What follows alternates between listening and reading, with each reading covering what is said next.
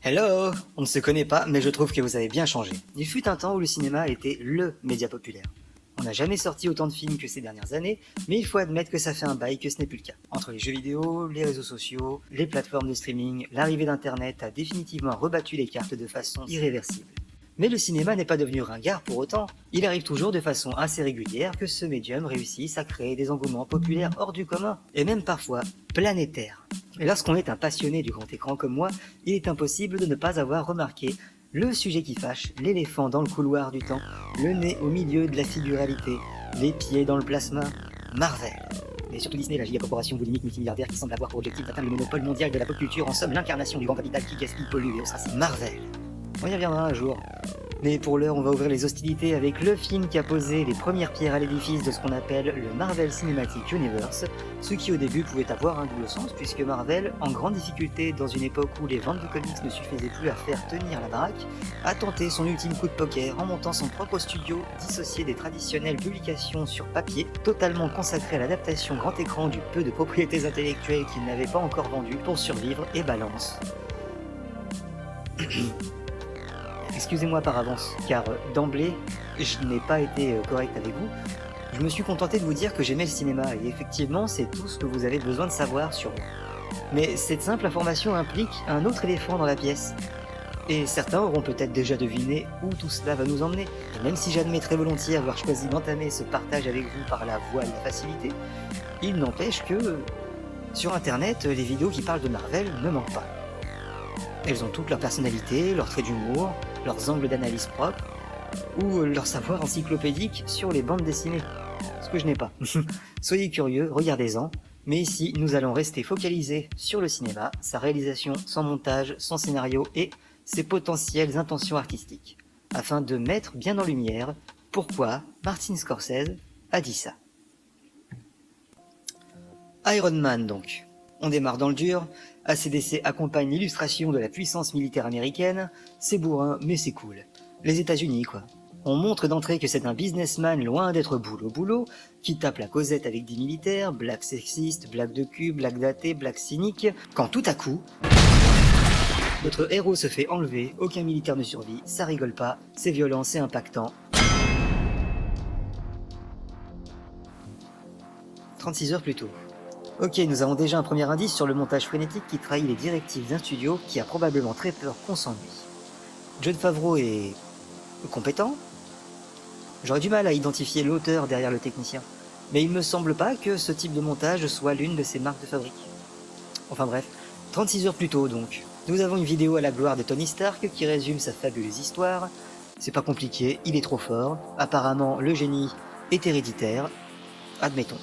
Première apparition de Jeff Bridges, a.k.a. Obadiah Stane, en image fixe, comme étant le meilleur ami de feu Howard Stark qui a pris les rênes de la boîte jusqu'à ce que Tony ait 21 ans, et on devienne PDG. Et en protégeant l'Amérique et ses intérêts autour du globe. C'est bien de distinguer les deux. Il y a une certaine honnêteté qui s'en dégage, mais je sens qu'elle est juridique. D'ailleurs, son ami Rhodes valide, et le qualifie de vrai patriote. L'apogée Howard, ok, c'est à peine exagéré, on lui remet un prix à Las Vegas, une vidéo nous montre comment c'est un demi-dieu sur Terre. Ça dénonce ou ça valide en fait? Ah mince, il n'est pas là pour récupérer son prix. Effet comique, toujours en train de bosser. Au moins le montage est clair, c'est juste un pur riche, qui s'en fout. Il prend tout à la légère et joue avec l'argent. L'enjeu sera de nous apprendre à l'apprécier. Ah, c'est pas gagné puisqu'une journaliste arrive et va sûrement aider à nous faire comprendre pourquoi un groupe de méchants terroristes en voudrait à ce brave garçon inoffensif. Elle s'appelle Christine Everhart et rapporte qu'on le qualifie de Léonard de Vinci moderne. Pour ce que ça implique, mais laissons-lui une chance. C'est un monde imparfait, mais nous n'en avons pas d'autre. Je vous assure que le jour où la paix n'aura plus besoin des armes, je fabriquerai briques et mortiers pour hôpitaux pour enfants. Non seulement l'un n'empêche pas l'autre, monsieur le génie, mais en plus, c'est clairement l'œuf qui crée l'allemande, là. Sérieux? La paix, ça veut dire en avoir une plus grosse que le voisin. Une grosse quoi? Un peu de déni. Bon, c'est acté que même son père était un bourrin, donc le film nous valide un peu plus que notre héros est un sac à merde, et ensuite il enchaîne en enlevant ses lunettes pour montrer qu'il est sérieux, que c'est grâce à la guerre qu'on a fait des progrès dans le monde médical et aboli la famine. Mais bon, c'est comme dire merci aux maladies de nous avoir aidés à faire progresser la recherche. Ensuite, il se tape Christine. Et c'est une métaphore pour l'horrible néologisme journalope, c'est ça? En tout cas, ça fait beaucoup d'informations en très peu de temps qui posent les jalons de sa future rédemption. Il plante Christine, et sa secrétaire Pepper, qui nous est présentée pour la première fois, sort les poubelles. Vous connaissez le test de Bechdel? C'est un test tout bête, il y a 3 règles. En fait, pour le réussir, dans un film, il faut avoir au moins 2 personnages féminins, qu'elles soient nommées, qu'elles aient au moins une conversation entre elles, mais que ça parle d'autre chose qu'un homme. C'est loin d'être un dogme, hein. Beaucoup de bons films ne le réussissent pas, mais ça a pour objectif de souligner le traitement des personnages féminins et leur représentation de manière globale au sein d'une industrie. Là, les 2 femmes sont nommées, mais ne parleront que de Tony. Ça n'arrivera plus du film, tant pis, dommage, salut Bechdel. Pepper rejoint Tony, qui était simplement dans son garage, et ils ont déjà l'air en couple. En tout cas, leur familiarité est évidente, et ça se voit qu'on veut éviter le cliché de la secrétaire amourachée de son patron, mais ça reste écrit comme un patron qui fait ce qu'il veut, et qu'on ne contrarie pas. Il est attendu pour un déplacement accompagné par l'armée, et rock'n'roll, cette désinvolture justifie carrément l'exaspération de Brody. Mais lui non plus n'est pas très pro apparemment. C'est pour l'effet comique, ou peut-être que c'est juste Tony qui le force à boire? Non, je dis ça parce que dans la vraie vie, quand ce genre de personnage te dit « Cire-moi les pompes », tu lui réponds « Je commence par la gauche ou la droite ?» Il a une barre de pole dance dans son jet privé. Mais quel bouffe. Quand ton discours commence par « Vaut-il mieux se faire craindre ou se faire respecter? Ne t'attends pas à être comparé à De Vinci. Tony est très fier de nous présenter Jericho. Oui. Le plan est mortel, mais ça amène quoi de plus qu'un bombardement traditionnel? En plus, durant son speech, il a fait une référence à la bombe atomique, ce genre d'arme qui ne sert qu'une fois. Après, j'y connais rien en armement, mais je croyais qu'on était dans un monde devenu futuriste grâce à lui et son apex, c'est des missiles. C'est le premier missile à être doté de notre technologie exclusive de répulsion. Coca. Cola. Hollywood. Chewing-gum. Frappe. Chirurgical.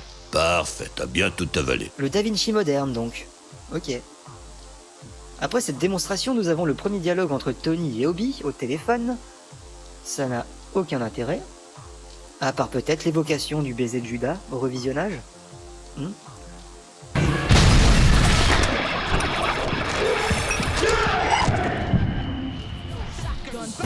Oh! Eh bien, bonjour. J'avoue avoir volontairement attendu jusqu'à maintenant pour en parler, mais ce qu'on a là, c'est la bonne vieille technique du Là, c'est moi. Comment j'en suis arrivé là, dites-vous? Mais regardez-moi ça. Attends, je t'explique depuis le début. On va remonter le temps. On va pardonner parce que c'est en 2008, mais démarrer son histoire avec un flash-forward... Flash-forward, c'est l'inverse du flashback. C'est pas juste que c'est devenu un cliché insupportable devenu ringard. C'est surtout une technique éculée qui prouve pour de bon que le montage veut à tout prix garder votre attention en dépit du développement naturel de son récit. Ça y est, on a bouclé la boucle, on nous a présenté tout le monde en speedrun, et là, c'est enfin parti. Il est donc maintenu en otage avec Ho Yen-sin, qui a sauvé la vie de Tony en pratiquant une chirurgie assez spéciale, avec ce qu'il avait sous la main. Donc, maintenant Tony a un électro-aimant dans la poitrine, relié à une batterie. Ok. C'est parti. Tout va bien. Et ça empêche le shrapnel de pénétrer dans votre cœur. Admettons. Et on redescend encore d'un étage, donc au final, ce chef terroriste qu'on prenait au sérieux jusqu'à présent, il a Tony Stark sous la main, et il lui demande de lui fabriquer un missile. C'est tout ce que t'as à lui demander. Le Jericho, en plus? Il veut un Jericho, celui dont j'ai toujours pas compris la plus-value. C'est du racisme ou du cliché de méchant nul de comics? On le torture jusqu'à ce qu'il soit d'accord, il entend Pepper l'appeler dans une hallucination. C'est étrange comme on dirait que sa noyade provoque des réactions psychédéliques avec son électro-aimant. C'est censé être à la fois son éclair de génie et sa motivation mélangée. Au passage, il a l'air de découvrir que des mauvaises personnes peuvent utiliser ses armes. Mais bienvenue sur Terre. Il promet un Jericho en échange de sa vie. Mais il ment. Mais il ment. Parce que c'est le méchant. Yensin rajoute une couche pour encore plus se culpabiliser, mais surtout pour verbaliser ce qu'on vient de voir. En même temps, à sa décharge, on dirait bien que s'il n'avait pas été là, Tony se serait certainement laissé mourir. Et du coup, ces hallucinations, c'était pas une motivation, ce qu'il a eu quand il entendait Pepper dans sa tête. Les 10 anneaux sont nommés, ça se motive pour construire leur échappatoire, et même en tant qu'otage, il parvient à jouer le patron et donne des directives aux terroristes. Oh, c'est rigolo. Il récupère du palladium dans ses propres missiles, 0,15 g par missile, et il en faut 6. Putain, attends, ça fait 40? Ils ont vraiment désossé 40 missiles? Après moult efforts, donc, il fabrique un réacteur arc miniature à 3 gigajoules par seconde, ça fait beaucoup. D'ailleurs, il demande le nom de Yeltsin que maintenant. C'est sûrement pour exprimer qu'il retrouve l'espoir, puisqu'avant il n'estimait apparemment pas avoir besoin de savoir comment s'appelle celui qui lui a sauvé la vie. Ah, c'est sûr que c'est mieux qu'une batterie de bagnole à transporter partout. Il dévoile son plan, et c'est une grosse armure. Pas de petite, hein, pas un véhicule pour deux. Une armure pour un réacteur. Et vu que Yeltsin a une poitrine en bon état, bah ça sera pour Tony. Il y a des caméras de surveillance depuis le début. J'espère qu'ils vont être discrets. Ils échangent sur leur vie, il a tout mais n'a rien. Alors, vous qui pensez tout avoir, n'avez rien. Pauvre riche. C'est grillé qui construit pas un missile. Heureusement que les terroristes sont cons. Le film montre bien qu'ils ont tout sous les yeux depuis le début, ils finissent même par venir les menacer, mais personne ne se demande sur quoi ils bossent. Même Yeltsin se chie dessus tellement c'est grillé. Et c'est juste parce qu'il ment mal que ça le met en danger. Et bien sûr, c'est Tony qui le sauve, parce que lui sait mentir, je suppose. Cette séquence sert juste à nous servir le monologue du méchant qui raconte l'importance des armes pour sa cause. Et ils veulent étendre leur empire. Et bientôt, ce sera mon tour. C'est un miroir tendu volontaire? Ou je surinterprète? En tout cas, s'il se demande toujours s'il vaut mieux être craint ou respecté... Moi je pense que la question elle est vite répondue. Donc il a juste 4 mains pour faire un missile, mais le gars va faire une armure à la place. Bon ça va, il a pris de l'avance, et on ne lui a rien confisqué tellement c'était bien dissimulé. Et ça lui a pris seulement 15 secondes de montage pour fabriquer sa visière. Et cela toujours sur la surveillance de ces foutues caméras. Évidemment qu'ils se font griller, mais ils avaient prévu une petite bombe artisanale sur la porte au cas où, quand même... À cause de l'explosion, c'est le branle-bas de combat, tout le monde débarque, il finalise l'armure, installe la mise à jour, mais il y a un temps de chargement, qui prend 10 plombes, Yeltsin lui offre un peu de répit, et l'armure fonctionne enfin. Armure qui est étonnamment très crédible. En dehors du long montage de confection présenté en amont qui aide beaucoup, le build-up fonctionne suffisamment pour la rendre impressionnante lorsqu'elle apparaît, et faire accepter même cette démesure. C'est abusé, mais on y croit. On n'est qu'à la fin du premier tiers du film. Soudain blagounette, la balle ricoche et tue le tireur, on introduit les missiles manuels, petite préparation pour un futur paiement, mort de Yeltsin, mais d'abord monologue de Yeltsin. Ne cachez pas ça, ne cachez pas votre vie. Fin de tournage pour Yeltsin. Après avoir bien montré que l'armure a la fonction armure, nous avons une sympathique symbolique de Tony qui embrasse déjà ses propres armes, mais finit acculé par les flammes. Heureusement l'armure ne vole pas mais a tout de même la fonction propulsion. Il s'évade et bim, survit à la chute. Pas mal. Ça y est, là le film estime avoir fait suffisamment d'efforts pour rendre crédible son protagoniste et se permettra d'embrayer sur plus d'humour et de pulp. En fait, il y a une réalité où ce premier acte aurait pu être tout le film. Pensez-y. Bon bah voilà, du coup il est retrouvé comment? Et où? Il a marché combien de temps dans le désert? En tout cas il est rapatrié, et pour ceux qui ont raté le début, la secrétaire est déjà love, ses lèvres tremblent. On pleurait son patron disparu.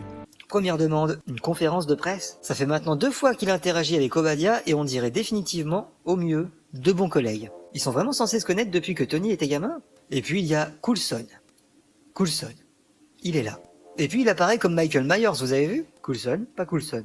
Coulson, pas Coulson. Coulson donc représente un groupe de défense indépendant et il veut débriefer sur les modalités de l'évasion de Tony. Mais les caméras d'Eddie Zano étaient piratées? Ou c'est juste encore une approche pour venir flatter un milliardaire de façon intéressée? On dirait qu'ils savent déjà pour l'armure, limite. Si c'est pas le cas, ça fait vraiment genre... La malle, pas la malle. Finalement, la conférence est un sitting, Tony remet en question son père, et il a pas de micro. Au fond, ça va? J'ai vu 2 jeunes Américains se faire tuer. Par ces mêmes armes que j'ai créées pour les défendre et les protéger. Ça veut dire quoi, que pour les non-ricains c'était ok? Et j'ai vu aussi que je faisais partie d'un système qui n'estime pas avoir à se justifier. Tu te rends compte de ça que maintenant? J'ai enfin ouvert les yeux. T'avais dit quoi, Christine, au début du film, déjà? Il déclare qu'il ferme la manufacture d'armes, Roddy a l'air déçu. Je suis plus ton copain. Obadiah tente de faire entendre raison à Tony. On dirait qu'il gère pour la première fois une de ses conneries. Ça aurait pu être tellement plus personnel et intime que leurs banales convictions respectives sur la vente d'armes. Là, on fait juste très simplement avancer le récit. Et apparemment, ça fait quand même 30 ans qu'ils ont le gros réacteur Arc. Et qu'il n'a jamais été rentable. Nous ne l'avons construit que pour calmer ces bandes de hippies. Le film est-il en train de passer un message? Ça veut dire que notre héros aurait négligé une création qui ne servirait pas qu'à détruire? Il ouvre sa chemise et lui montre son cœur. Là aussi, ça aurait pu être plus touchant. Sauf que là, à la place, on voit direct le méchant grillé d'avance, content de la nouvelle opportunité qui se présente à lui. Encore une fois, on dirait qu'ils sont juste 2 collaborateurs. Limite, ils se découvrent, ou se redécouvrent peut-être. si nous travaillions en duo comme ton père et moi. Décidément, Howard devait vraiment être une immonde personne. Regarde sa grosse main sur son épaule là, avec son gros cigare. Attention, Jeff Bridges joue super bien. Jeff Bridges est un grand acteur. Mais là, Jeff Bridges joue une caricature. Voilà un fabricant d'armes qui ne veut pas fabriquer d'armes. Du coup, les médias n'en parlent que négativement ou c'est juste Pepper qui ne visionne que des contenus de droite? On n'est que sur une seule chaîne et ça parle que de bourse. Si dans d'autres mondes, Bernard Arnault ne fabriquait plus d'armes, ça ferait un bad buzz, vous croyez? La métaphore du cœur marche tout de suite mieux avec Pepper. Vous êtes... Faites-moi qu'on seul espoir. Vous savez que je n'ai personne, à part vous. Si tu le dis, d'accord, mais on aurait aimé le voir plutôt que le croire. Du coup, Obi, Roddy, c'est vraiment juste du travail, quoi. D'ailleurs, ensuite, nous avons Rhodes qui fait vieillir le film avec son discours mis à jour dans Top Gun 2. Tony lui dit qu'il travaille sur un truc important. J'aimerais que tu y participes. Va falloir être plus clair. Ils se sont rencontrés où déjà? La discussion tourne court parce que son copain militaire n'aime vraiment pas que Tony n'aime plus les armes. Donc Tony retourne bosser sur son truc important et parle à son Jarvis afin de lui confier ses pensées les plus profondes. Attends, quoi? Après tout ce que tu viens de traverser, ta remise en question... Je veux pas que ça tombe entre de mauvaises mains. Entre les miennes, ça aidera peut-être le monde. Dit-il devant l'hologramme de son armure. T'as pas de meilleures idées, monsieur le génie? Je sais pas, contre le réchauffement climatique, le cancer, les accidents de la route, le traitement des déchets nucléaires, la condition de la classe ouvrière. Tu maintiens pour l'armure. Tu tiens à ce point à ton arme ultime. Lady Zano retrouve le casque qui avait pris 15 secondes de montage à fabriquer, et ça semble pas mal les intéresser. Tony fabrique des trucs, et le côté mécano marche bien. Petit montage de garage pour faire accepter l'armure finale, mais décidément, on voit surtout de la SF chez lui. Et que chez lui. Le reste du monde a l'air absolument semblable au nôtre. Ok, mort, une deuxième fois. Retour de Hobby, demande d'injonction du conseil d'administration, le conseil a des droits, les actions ont perdu 40 points, changer c'est bien, mais on reste capitaliste. La pizza c'est obligé. C'est un placement de produit ou la scène manquait juste de dynamisme? Et puisqu'on parle de placement de produit, contemplons ce magnifique packshot sur l'armure finale. Et oui, admettons pour les propulseurs, il y a le réacteur Arc, tout ça. Mais les jets quoi? Impossible. Le corps humain ne peut pas, que vous le vouliez ou non. Pour beaucoup de spectateurs, la suspension consentie d'incrédulité s'arrête officiellement ici. Jarvis et Paul Bettany, cette œuvre de la température pour un payoff autour du dégivrage qui servira à la fin. La chute. Coupe la lime. La chute. Mort 3 fois. Oui, mets-toi de la glace, oui. Pepper lui a customisé un joli cadeau avec son vieux cœur. Les terroristes sont pourris au point de vouloir reconstruire l'armure pétée de Tony. En tout cas, ils l'ont récupérée. Dans ces derniers ajustements, Tony choisit une couleur de peinture inspirée par sa bagnole avec des flammes de kéké. Le caméo de Stanley, Hugh Hefner. Tenez quoi? Coulson veut encore débriefer et se fait envoyer chier par Tony pour une danse avec Pepper. Et elle s'est offerte cette robe avec son pognon, pour son anniversaire. Désolé, hein, mais c'est quoi leur histoire? Se tourner autour passivement dans leur cadre professionnel? Leur alchimie fonctionne, indéniablement. Mais on ne sait même pas depuis quand ils se connaissent. Il lui propose un verre, vodka martini, avec plein d'olives. Christine la journaliste est de retour, elle lui parle de Gulmira qui s'est fait exploser avec son matos sans qu'il le sache. Parce qu'en fait, Obi envoie tout à sa place. Et en plus, il a demandé lui-même l'injonction contre Tony. Et la trahison est aussi balèque que leur complicité. Et Pepper attend toujours sa vodka. Du coup, Tony déçu, Tony trahi, Tony impuissant, et vénère devant sa télé qui diffuse les images du massacre.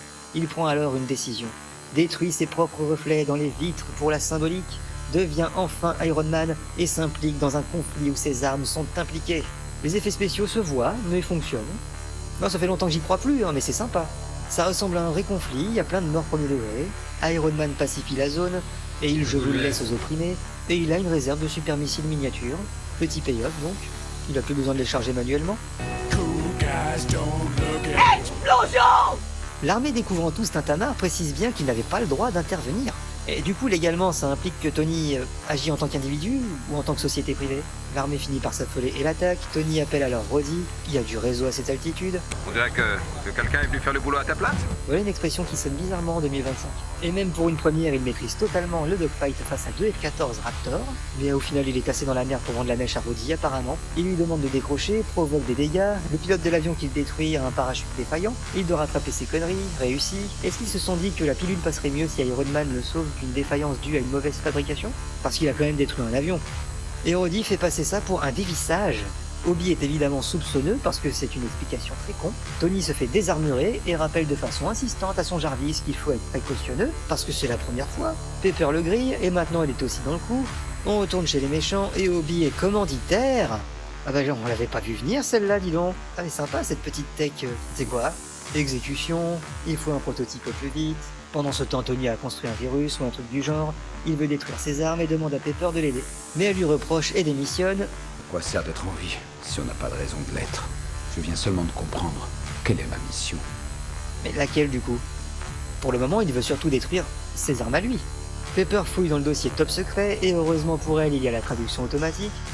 Ça fait très science-fiction, c'est bien, hein, mais ça aurait été encore mieux de l'amorcer avant, plutôt que de nous balancer comme un joker. Ce qui lui fait découvrir en vidéo qu'Obi est un traître, au moment où il entre dans la pièce. Tension intéressante, mais qui ne dure qu'une petite scène. Dommage. Je m'aperçois maintenant que Tony n'est jamais réellement revenu, n'est-ce pas? Il a laissé une partie de lui-même dans cette satanée caverne. Ça me brise le cœur. Et oui, là il ment bien sûr, mais ça aurait pu tellement être abordé. Il aurait pu être sincère dans un autre film. Il grille très vite la douille, vu qu'il y a encore la fenêtre transfert terminée. Même pour l'époque, c'est un trop abus. Pendant la fuite de Pepper, on a le retour de ce pauvre Coulson qui sert de comique de répétition. Et attendez, sans rendez-vous, pour briefer. Obi va voir ses ingénieurs et apparemment le réacteur Arc est impossible à miniaturiser. Non vraiment, même avec tous les moyens déployés. Je ne suis pas Tony Stark. Il ne dépose jamais de brevet, ce mec. C'est pas un magicien, quand même. Rien n'émerge de nulle part. Comme son paralysant à court terme, là, désapprouvé par le gouvernement. Comme la traduction automatique. Du coup, foutu pour foutu, Obi vole le cœur de Tony. En tout cas, ça souligne davantage le point symbolique de ce MacGuffin qui représente son héritage. Sinon, ce sont les éclats de shrapnel qui transforment Tony en zombie. En tout cas, ce parti pris horrifique est vraiment sympa. Pepper raconte tout à Roddy, pendant qu'en parallèle nous avons une excellente scène de tension où notre héros est en grande difficulté, mais s'en sort grâce au cadeau de Pepper, ou plutôt grâce à son robot qui vient lui aussi de conclure son arc narratif en prouvant qu'il était loin d'être débile. Obi installe le cœur dérobé à Tony dans son prototype, Roddy vient aider Tony, Pepper est coincé, mais le shield a un giga passe-partout. Tony installe son armure et part à l'action sous les yeux admiratifs de Roddy qui...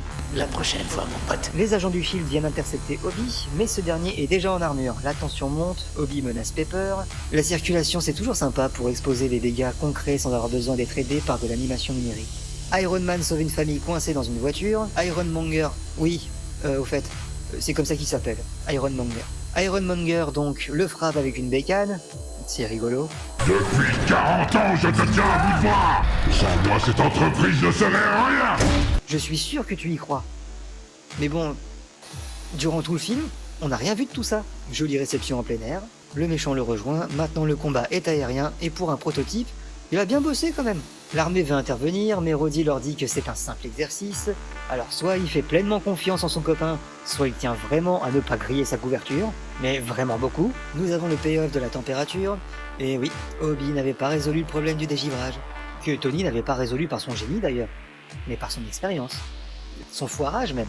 On fait redescendre la tension, Iron Man commence même à se dessaper, mais évidemment on a un comeback mou du méchant qui sort de nulle part, Pepper active la surcharge du réacteur Arc, même le méchant souligne que l'armure c'est ostentatoire, puis enchaîne sur un speech cliché de méchant, il parle de son père pour le provoquer, tente de le faire chuter au lieu de l'achever, parce qu'il ne sait pas viser manuellement. Toi qui voulais enfin désarmer le monde, tu n'as fait que lui offrir l'arme absolue.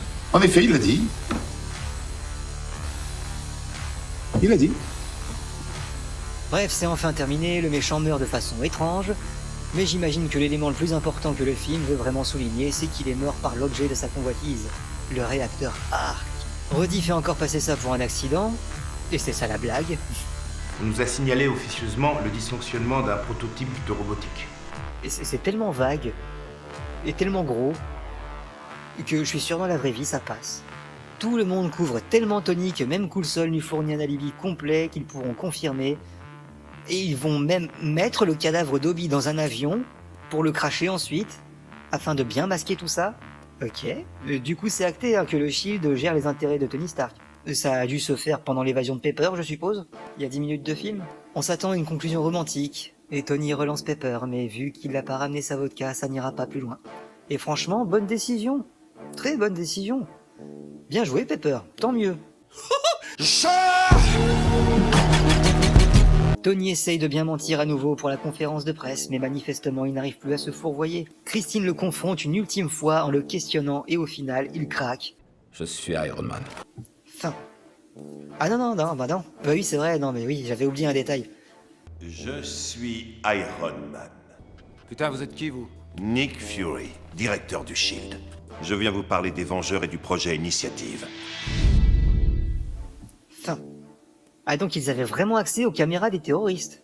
Sur ces images, vous pouvez constater qu'en réalité, même s'ils ne sont pas gardés au montage final, l'idée d'injecter au sein de certains projets de célèbres clins d'œil et caméos désormais typiques des films de super-héros ne date pas d'hier. D'ailleurs, il n'a pas fallu attendre le MCU pour que l'apparition de Stan Lee devienne une récurrence traditionnelle. La même année, ils sortent un deuxième film de super-héros, et d'autres projets sont officiellement dans les tiroirs, ils ont vraiment mis le paquet là-dessus. Ils font même signer notre cher Samuel L. Jackson pour un contrat de 8 films tellement ils veulent montrer qu'ils y croient. C'était inédit. Et à l'époque, on ne pouvait même pas soupçonner une seconde que la mayonnaise prendrait à ce point-là, pour le pire comme le meilleur. Mais si l'histoire du cinéma a bel et bien été marquée au fer rouge par le MCU, c'est intégralement et uniquement grâce à cette promesse de série cinématographique où chaque film représentait un épisode d'une grande saga. Je ne vous apprends rien, ça a cartonné. Les promesses, le montage, la musique, l'humour, l'action et surtout, un héros très ambigu. On l'aime pour ses défauts. Il a vu la lumière, ne s'est pas encore totalement racheté, mais on croit sincèrement qu'il y tient. Même si on sait que c'est un fiefé sac à merde, c'est précisément pour ça qu'il est attachant. Iron Man est un bon film. Alors, qu'est-ce qui aurait pu élever un peu tout ça? Vous avez certainement déjà deviné en écoutant mon résumé, mais n'hésitez pas à partager vos idées en section commentaires. L'intérêt n'est pas de fantasmer ce que l'œuvre aurait pu être, mais d'avérer combien il était possible d'en faire plus qu'un simple divertissement. Qu'est-ce qu'on va retenir de tout ça? Quel est le fond du message de ce film? On s'est bien diverti, certes, les scènes d'action sont bien fichues, les dialogues fusent avec l'aisance d'un F-14, que dis-je, plutôt d'un F-22 Raptor. Les effets spéciaux restent impressionnants pour l'époque, mais qu'est-ce que tout cela nous a apporté? Qu'est-ce qui potentiellement pourrait nous faire grandir spirituellement en regardant Iron Man? Il a très peu de thématiques. L'intégralité du film est focalisée sur la rédemption du héros. Tout le monde peut changer. Alors bon, à la fin du film, on comprend quand même qu'elle est loin d'être terminée, cette rédemption. Mais la montrer autrement qu'en faisant péter des trucs, au moins un petit peu, ça aurait été pas mal. S'est-il mis à financer ces fameux hôpitaux pour enfants? A-t-il fait avancer la recherche dans les énergies renouvelables ou dans la confection de vaccins? On l'a très clairement vu triompher de ses ennemis à plusieurs reprises. Mais on ne le voit pas se racheter, je suis désolé. On a quoi d'autre? Qu'il vaut mieux utiliser son génie de manière éthique? Comment est-ce qu'il règle un conflit dans lequel ses armes sont impliquées déjà? De toute manière, cette thématique est invalidée par la révélation qu'Obi est celui qui vend dans son dos au plus offrant en dépit des conséquences éthiques. Du coup, plus besoin de se racheter là-dessus. Sinon, il a très bien vécu jusqu'à présent avec le credo qu'il expose à Christine au début du film. D'ailleurs, leurs échanges sont les plus intéressants.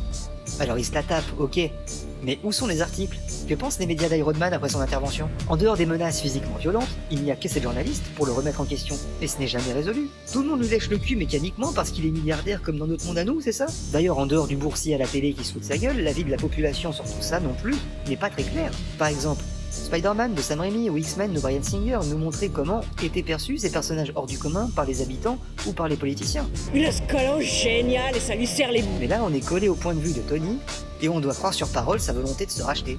Mais t'inquiète, de toute façon, il est trop cool. Spoiler, ce ne sera plus jamais approfondi ni développé. Estimez-vous heureux d'avoir déjà eu accès à ce minimum dans ce film-là? Puisque depuis le deuxième acte, nous avons déjà scellé les impératifs d'un univers censé être partagé au statu quo indéboulonnable. Mais nous pouvions y ajouter de la profondeur. Obadiah par exemple, me suis beaucoup plaint de lui, et je ne saurais dire. Lui offrir une meilleure introduction? Plus de complicité entre lui et Tony?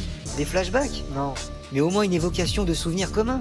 Ou juste plus d'emphase sur le poids des trahisons de l'un envers l'autre? Ça tient à rien. Depuis quelques années, l'un s'éloigne de l'autre à cause du fossé générationnel ou leurs différentes façons de vivre. L'autre peut en avoir marre d'être paterné par un vieux boomer à la traîne, et c'est peut-être pour ça qu'il fait tout pour paraître occupé. L'un vit mal que son poulain veuille arrêter de vendre des armes, comme à l'époque où il bossait avec son père, le bon vieux temps, tandis que l'autre pourrait constater cette projection malsaine de son père qu'Obi fait sur lui, et pourrait lui tenir tête, non pas comme un patron, mais comme son neveu ou son fils spirituel, que sais-je, pour le remettre une bonne fois pour toutes à sa place et lui rappeler que non seulement il n'est pas son père, mais qu'il fera tout pour ne jamais ressembler à ce profiteur de guerre, comme disait Christine. Et seulement là, l'un blessé et déçu pourrait décider de se débarrasser de l'autre, pendant que l'autre de son côté doit encaisser que définitivement, comme il le disait, il est bel et bien seul, s'il n'a pas Pepper. Et donc maintenant, vu qu'on est sur Pepper, Entre son hallucination, la façon qu'il a de lui répéter qu'il n'a qu'elle, leurs interactions, le râteau qu'il se mange à la fin, tout est là pour bien marteler que Tony tient beaucoup à elle. Je sais qu'on est dans un film américain, avec tout le puritanisme que ça implique, et elle a beau verbaliser que Tony est son patron et que ce serait mal perçu, etc. Non seulement lui ne se gêne pas du tout pour s'envoyer une journaliste juste pour le sport, mais en plus on voit bien qu'elle l'aimait déjà, bien avant sa quête de rédemption. On pleurait son patron disparu. Je répète, elle était déjà amoureuse du marchand de mort au train de vie débauché qui couche à droite à gauche. D'ailleurs, à la fin du deuxième acte, elle le menace de démissionner lorsqu'il décide de changer. Donc je vois vraiment pas ce qui les empêche de consommer. Par contre, ça aurait été bien de voir aussi leur relation évoluer en parallèle de la remise en question de Tony. Elle était pas obligée d'être croque-love dès le début du film. Elle aurait pu au contraire apprendre à l'aimer tout au long du récit, découvrir au fur et à mesure qu'il avait de belles qualités qui ne demandaient qu'à être stimulées, voire même finir par l'envisager comme un amant sérieux. Si elle lui met un râteau à la fin, c'est bien parce qu'elle a constaté que certaines des mauvaises habitudes de Tony sont toujours là. Mais on aurait pu la voir s'attendrir, même l'encourager à s'améliorer encore. On aurait pu voir l'entretien d'embauche, on aurait pu voir comment est sa vie en dehors de Stark Industries. C'est important de donner du fond aussi aux personnages secondaires. Mais non, là c'est juste la secrétaire. Elle fait partie des meubles. Allez savoir depuis quand. Maintenant, ceci dit, il faut savoir remettre en perspective certaines choses. On n'était pas totalement au clair sur la façon d'adapter les comics à cette époque. Iron Man fait un box-office de 585 millions. Et finalement, son succès n'est pas démérité, puisque qualitativement, ça reste largement au-dessus des 4 Fantastiques, Ghost Rider, Daredevil, Catwoman. La même année, on avait Astérix aux Jeux Olympiques, vous vous rendez compte? Mais soyons honnêtes, en 2008, il y avait quand même du choix prestigieux. The Chaser, putain, je m'en remets toujours pas. Gran Torino, un des meilleurs Clint Eastwood, le meilleur Pixar, le meilleur film de vampire, Valse avec Bachir, Bon baiser de Bruges, Benjamin Button, Ip Man, le maître de Bruce Lee joué par Donnie Yen, que demande le peuple, Hunger qui nous révèle définitivement le talent de Michael Fassbender, La Vague, qui est aujourd'hui encore plus flippant à regarder, Burn After Reading, Pogno, L'échange, ouah Clint Eastwood t'es chaud, 5 de millionnaire, ah tiens, Tonnerre sous les tropiques, et surtout la même année, dans le même registre qu'Iron Man, nous avons, oh salut toi, on se revoit bientôt, Jumper, Wanted, Hancock, Hellboy 2, et enfin, c'est pas très fair-play, mais il faut en parler. The Dark Knight. Alors oui, on n'est pas exactement sur le même registre, mais malheureusement, ça reste une référence solide, en plus d'être devenu un classique. Maintenant, ceci dit, en 2008, on n'était pas habitué à des personnages comme Tony Stark. Il n'est pas un simple génie de la tech et de l'armement, non. Ce n'est pas un sous-Batman. Il est arrogant, misogyne, immature, condescendant, bref, on est très loin des modèles tels que Superman, le parangon de vertu, Spider-Man, le petit jeune plein de bonne volonté qui galère. Pour le grand public de cette époque, à défaut d'être exposé à un chef-d'œuvre, c'est surtout ça qui a bousculé les codes. J'espère avoir suffisamment approfondi et j'espère surtout que personne ne sentira sa sensibilité visée par d'éventuels facéties. Si vous êtes encore là, c'est bien parce que cette forme de cinéma a réussi à nous réunir quelque part. Chacun est libre d'aimer ce qu'il aime. Dislikez si vous n'avez pas aimé, et si vous ne voulez pas en voir davantage, je vous déconseille de vous abonner. Que vos routes soient longues et vos ciels dégagés.